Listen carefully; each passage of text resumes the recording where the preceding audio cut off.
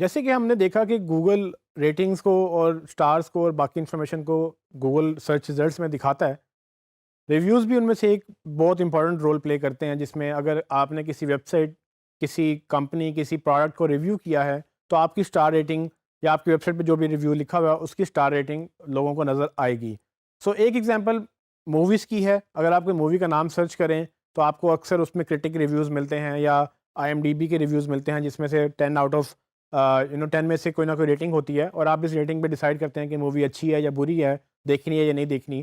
तो ये चीज़ें मैटर करती हैं। लेकिन मूवीज़ का एक प्रॉपर सेपरेट टैग है, जिसमें मूवी के अंदर एक्टर कौन था, डायरेक्टर कौन था, वो सब चीज़ें लिखी हुई होती हैं। सिर्फ़ आपके रेफ़रेंस के लिए बता रहा हूँ ताकि आप इसको मज़ीद एक्सप्लोर कर सकें। लेकिन एक, अगर आपको लगता है कि आपका रिव्यू किसी कैटेगरी में फ़ॉल नहीं करता, यानी कि स्पेसिफ़िक रेसिपी रिव्यू नहीं है, मूवी रिव्यू नहीं है या और कोई रिव्यू नहीं है जिसकी स्कीमा में आपको नई इन्फॉर्मेशन मिल रही, आपका जनरल रिव्यू है, आप जनरल रिव्यू के लिए भी एक रिव्यू के लिए ये टूल यूज़ करके आप रिव्यूज़ क्रिएट कर सकते हैं। सो आप दोबारा एसईओ चैट पे जाएँगे, मैं आपको एक बड़ा सिंपल सा एक रिव्यू का फॉर्मेट बता दूँगा कि अगर आपने कुछ भी रिव्यू करना है, बेशक आप अपने पर्सनल ब्लॉग में कर रहे हैं, आप बिज़नेस ब्लॉग में कर रहे हैं या अपने क्लाइंट के लिए आप आर्टिकल लिख रहे हैं, आप ये रिव्यू का टैग उसमें डालकर रेटिंग्स वाला पार्ट जनरेट कर सकते हैं। इससे क्या होगा कि आपकी जो प्रेज़ेंस है सर्च इंजन में वो बेहतर हो जाएगी आपके कंपैटिटर से, और बेसिकली आप यानी कि यूज़र एक्सपीरियंस बेहतर करेंगे। आइए देखते हैं।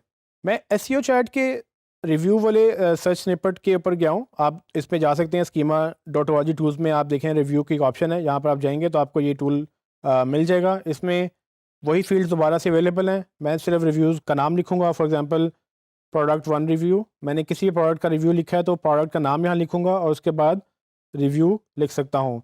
सो अगर आप यहाँ पर कोई एक्चुअल आपने नाम लिखना है, प्रोडक्ट 1 नहीं लिखना, और यहाँ पर डिस्क्रिप्शन लिखनी है उस प्रोडक्ट की, क्या आपका ओपिनियन क्या था, उसकी डिस्क्रिप्शन क्या थी। तो यहाँ पर आप वो डिस्क्रिप्शन एक्सप्लेन कर सकते हैं।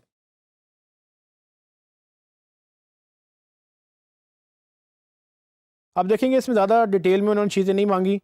उसने सिर्फ रिव्यू का यूआरएल पूछा है। यहाँ पर जो भी आपकी वेबसाइट है उसका आप यूआरएल दे सकते हैं, जहाँ पर वो यूआरएल वो रिव्यू पड़ा हुआ है, मतलब कि आपका एक्चुअल वो रिव्यू वाला यूआरएल होगा जहाँ पर आपने वेबसाइट में लिखा हुआ है।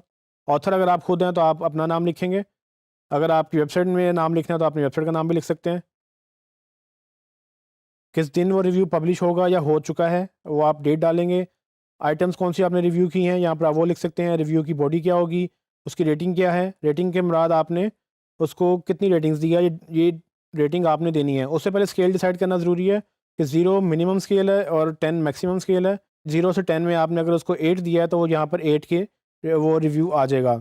इसको मैं यहाँ पर जनरेट करने के लिए क्लिक करूँगा तो नीचे कोड जनरेट हो जाएगा और ये कोड आप जाके अपनी वेबसाइट में पेस्ट कर सकते हैं। मैं आपको अभी इसमें रिस्निपेट डेटा टेस्टिंग टूल में मैं आपको टेस्ट रन करके दिखा सकता हूँ कि ये गूगल ने क्या पिक किया और क्या नहीं। आप देखेंगे कि गूगल ने फ़ौरन रिव्यू का डेटा पिक कर लिया है। उसमें डिस्क्रिप्शन वगैरह जो चीज़ें मैंने ऐड की थी वो सब ऐड हो चुकी हैं। सिर्फ एक एरर दे रहा है कि उसने कोई आइटम रिव्यू नहीं की। सो बेसिकली मैंने यहाँ पर ये फील्ड ब्लैंक छोड़ी थी। यहाँ पर बेसिकली जिस आइटम को आप रिव्यू कर रहे हैं उसका नाम लिखेंगे। वो आइटम क्या है, मोबाइल डिवाइस है, कैमरा डिवाइस है, या कुछ भी आप रिव्यू कर रहे हो यहाँ पर लिखेंगे, और उसकी रिव्यू की बॉडी क्या है कि आपका रिव्यू एक्चुअली है क्या। आप उसकी समरी यहाँ लिख सकते हैं और जब आप अपने वेबसाइट में इसको डालेंगे तो गूगल एक्चुअली इसको शो करेगा। फिलहाल उसने सिर्फ एक एरर दिखाया है। मैं अगर आइटम लिखूँ तो मेरा रिव्यू पब्लिश हो सकता है। बेसिक रिव्यू की बॉडी भी ऑप्शनल है। तो इस तरह से आप अगर कोई भी वेबसाइट रिव्यू कर रहे हैं, कुछ भी आप रिव्यू कर रहे हैं, तो आप उसमें ये कोड यूज़ कर सकते हैं। जैसे कि आपने देखा कि आप किसी भी चीज़ को रिव्यू कर सकते हैं। अब ये एक एक्स्ट्रा अपॉर्चुनिटी है आपके पास कि अगर आपने किसी बुक का नाम लिखा है, आपने किसी और चीज़ के बारे में रिव्यू किया है, आप उसके बारे में ये रेटिंग जनरेट करें और अपनी गूगल में पोजीशन जो है वो एनहांस करें, अपनी लुक एनहांस करें, ताकि यूज़र को एक अच्छा एक्सपीरियंस मिले और ज़्यादा ट्रैफिक आए। ज़्यादा ट्रैफिक आने से आपकी अल्टीमेटली गूगल आपको ऊपर लेके जाएगा, क्योंकि आप उसको वैल्यूएबल इन्फॉर्मेशन दे रहे हैं। सो रिच स्निपेट बेसिकली इन्हीं चीज़ों में हेल्प करते हैं। आई होप है आपको ये भी आपको या आपके क्लाइंट को भी हेल्प करेगा।